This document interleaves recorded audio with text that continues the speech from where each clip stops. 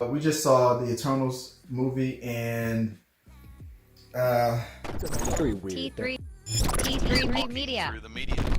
so we just got through seeing it.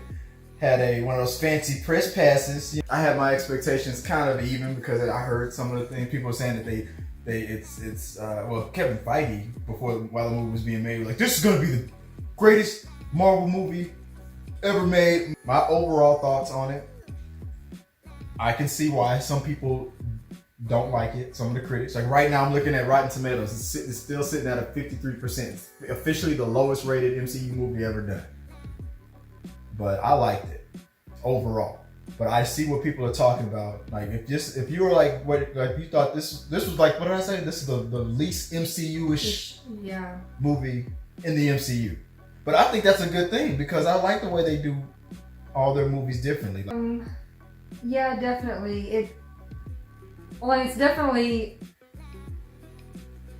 more targeted towards those that are big Marvel fans that know the history, know the comics, know where everything's going. Oh yeah, you gotta be a super nerd to know everything about the Eternals. If you are just here because you think it's going to be a good, fun Marvel movie, you're not going to understand what's going on. Yeah, just for those people who don't like spoilers at all, so I'm gonna put my hand up, and when I put my hand back down, that's when you can listen again. But a movie's gonna get real religiously when it starts. It literally starts with the words "in the beginning." I was like, oh man, here we go. It was nice to see Angelina Jolie. You mentioned Tomb Raider. You're like, because it starts out and here she's got sword. And yeah, you saw that in the trailer. Yeah, she's doing her Tomb Raider thing. I was like, again. oh, she's channeling her Lara Croft Tomb Raider. I would have said she was channeling her Atomic Blonde or Salt, but yeah, Tomb Raider. Yeah, no, Joe was right. There was some Tomb Raider shit going on. And I haven't seen Salma Hayek in a long time. Not since what, Desperado? Well, that's just a favorite movie. Those guys like just to talk about what that's kind of out there already. If you're all about, well, are they trying to force this agenda and stuff on? If you're one of those guys, yeah, you're gonna hate this movie.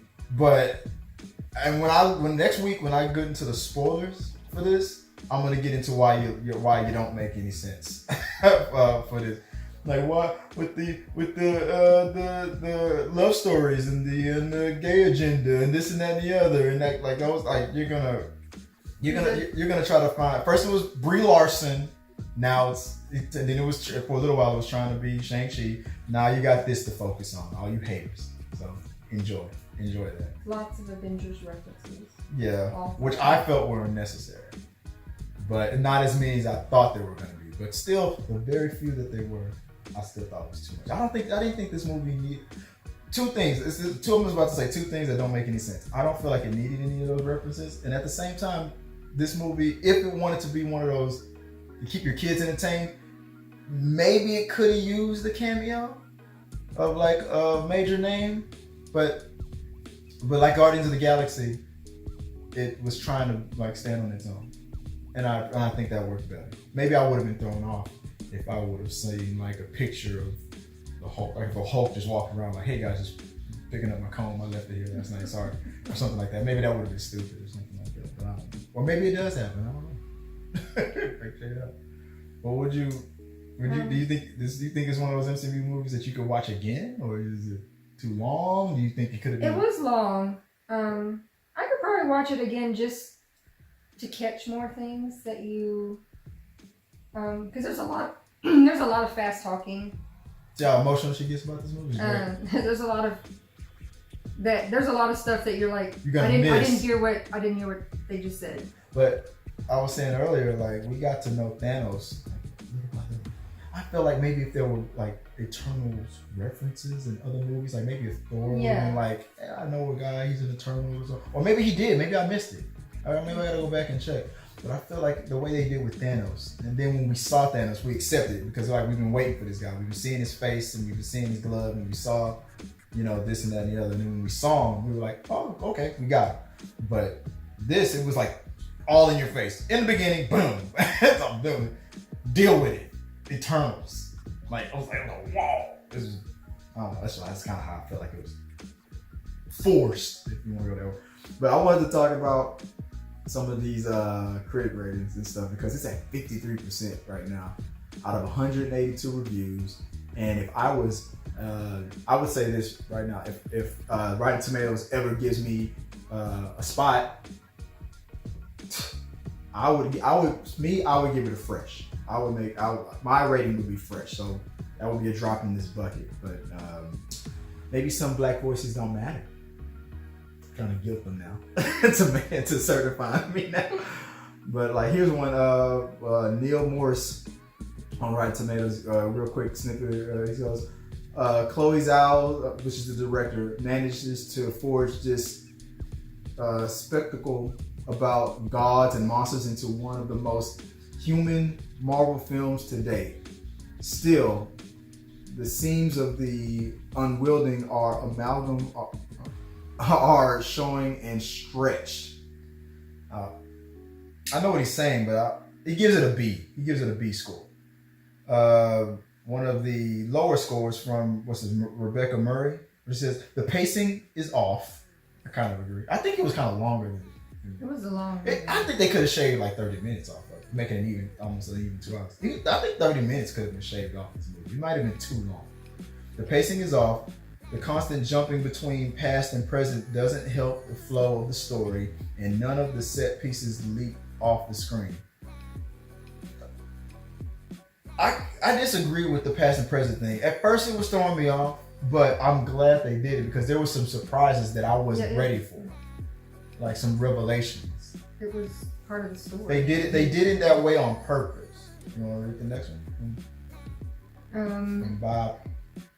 Immortal weirdos hash out philosophy amidst an apocalyptic road trip. Wings of Desire meets Until the End of the World. Whoever thought they'd come out of a Marvel movie thinking about one Wim Wenders feature, let alone two. That's just we're not gonna read the full review. That's just the first Don't. sentence. And this guy gave it a fresh. He gave his original score was 8 out of 10. Like, No, see, like this one. Diego Battles from. Wasn't a fan. What did he say here? Eternals may be more elegant with a more creative use of digital effects than its predecessors, but its unjustifiable 157 minutes lacks tension, humor, and action. I probably had The a full decent review amount is. of humor. He gave it a 2.5 out of 5. Man. Sharon Nicole went, The Eternals is a nice ride. I agree. Chloe Zhao does a strong job of bringing these characters into the spotlight, making us care about them and leading us into what comes next. I agree 100%. This movie is a perfect setup of what comes. I feel like whatever's coming next, whether it's a cameo or the sequel or an Avengers movie, is gonna be big. Because seeing any of these guys, I don't care if it's the whole town, I don't care if it's Angelina Jolie or the Sprite character, I don't care. Just seeing one of these guys rubbing elbows with another MCU character will be huge. Because I felt like a lot of the things, and you saw it in the trailer, like the way their speedster, the way they did the animation with that. A lot of people complained about how the Flash looked, the way he ran on Zack Snyder stuff. I think this is the Snyder cut of an MCU movie because the way they did the speedsters running was good. I would love to see like all that the effects that they did in a cameo with another superhero. I want to see how it looks because it was done very well. What's the next one? Here's a Charles, is it Koplinski? He gave it a 2 out of 4. And it says, the first genuinely bad film from Marvel films. Chloe Zhao's Eternal is a colossal bore, a bloated, I'll give it that, it's a little bloated, a meandering superhero odyssey. A bloated, meandering superhero odyssey. Oh man, that hurt. I think it's quite. It's not. I still, now, without telling y'all anything, I still feel like Thor: The Dark World is their worst movie. There you go. I was about to say, we're giving it this bad of a score. Did they not watch the Thor? This is one of those situations where things are not appreciated until the next thing comes out. what's those things that I'm always saying that people are always bagging on until the next one comes out? Is it Marvel movies or something else? I'm always saying that people are always talking. It's Star Wars. It's always Lately, it's always cool to hate on the latest Star Wars movies, but everybody hated on The Last Jedi until the very last one came out. Then all of a sudden people were like, "Oh, The Last Jedi ain't that bad." Like, no, y'all always think the latest Star Wars movie sucks until another one comes out. Then y'all talk all great about the previous one, when y'all were just talking bad about it before. I think Eternals is going to suffer from that. Thor: The Dark World is probably going to start getting higher, getting high scores now and get certified fresh. But I think it is certified fresh.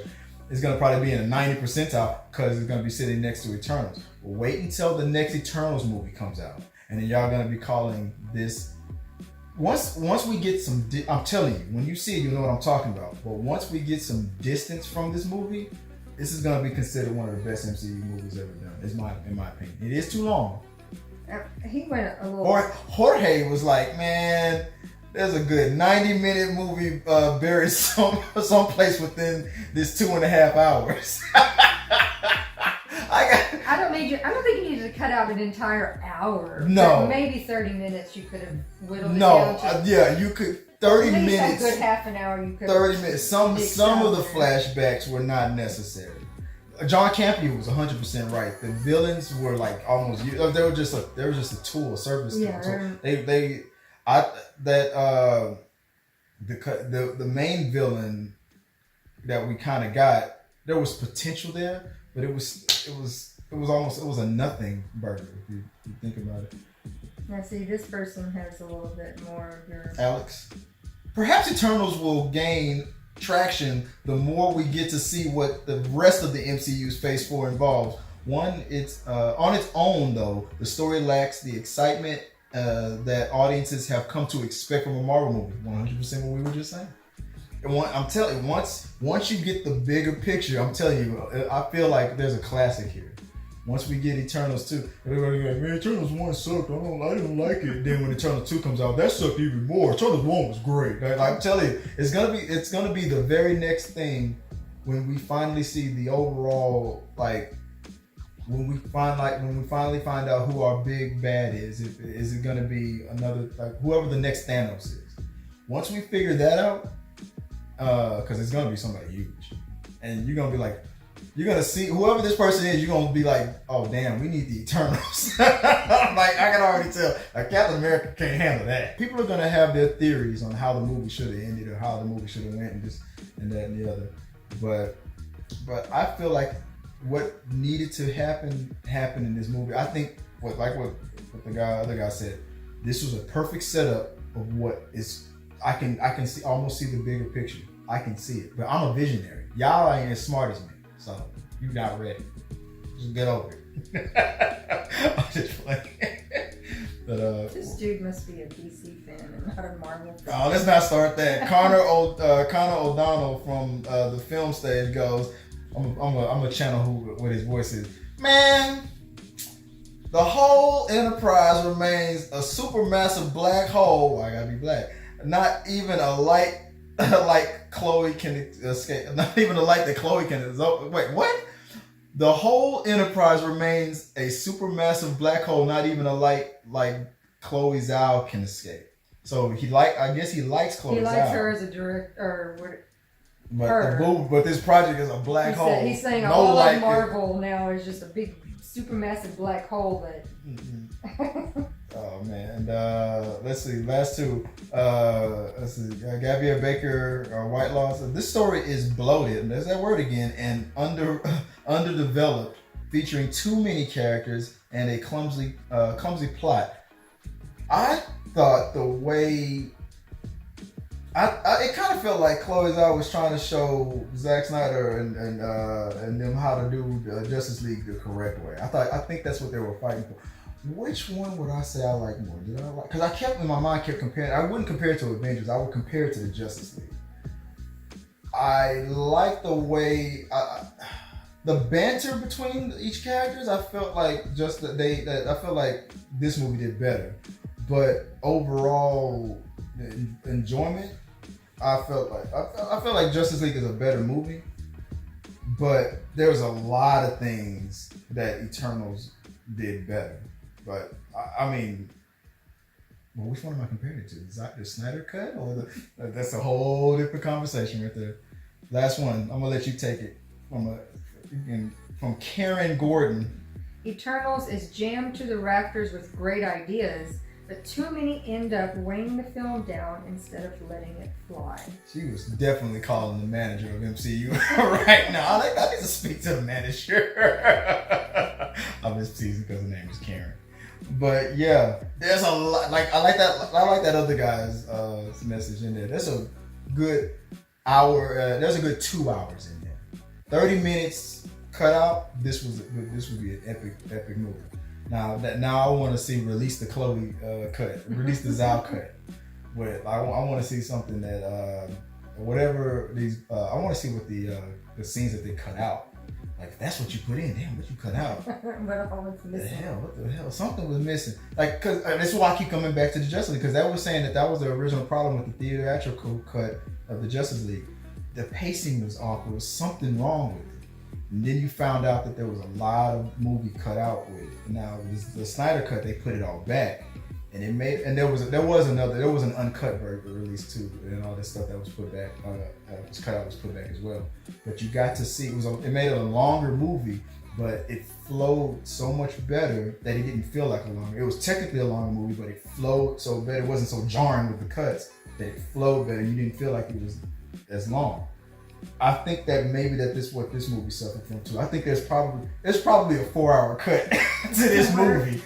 And they had to cut it all out because it was like, man, I don't want to see, Summer Hayek, playing a carrot garden.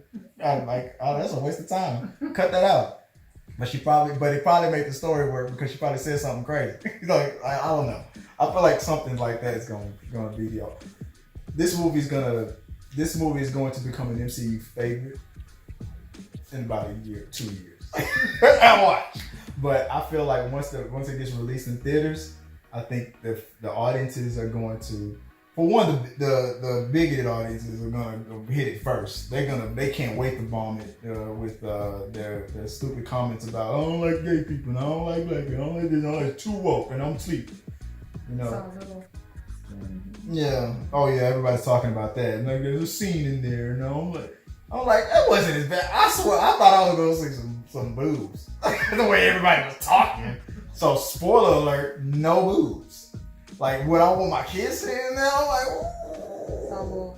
You just cover their eyes real quick. You get some over-the-shoulder boulder action, a little bit. I was looking them, but it wasn't good. I was like, Chloe Zhao is a genius. She gonna show. Oh, she didn't show it. This movie sucks. But you didn't see much. I'm gonna have to see it again, see if I can see something. Anyway, but that's how I felt about it. Overall, I would have given it a positive rating. I would have given it a solid 3.5 out of 5 or 4, maybe. Not really. It's overall positive. I would say it's fresh, but Rotten Tomatoes hasn't certified me yet, so I can't do it. So that's their fault. But I want to hear what you guys think about it, and we'll talk about it. We're gonna do a full spoiler review on it. I'll do it. We'll save it for next week, for next Wednesday. I'll do it for the next live show. Full spoiler talk on the Eternals. We'll talk about it on this channel next week. So stay tuned for that. And yeah, anything else you want to say? Bye. Until next time. If you've watched this all the way to the end, give me a give me the black guy thumbs up emoji. Or the white guy, I don't care. I'm not racist. And just or give me the thumbs down if you don't think the Eternals is gonna be good. If you're gonna go see it, give me a thumbs up. If you're not gonna see it, give me a thumbs down. In the comment section, don't click that on the no. Give me a thumbs up. Like this video, and then subscribe. Give me a thumbs down in the comment section if you're not gonna see it. You know what I mean. I'm going to bed. I'm tired. Our supporters help make all this content possible, so make sure you check out our Patreon page so you can help us bring you the content you want. Push the pedal to the freaking metal. I'm turned up just like heavy metal. Yo.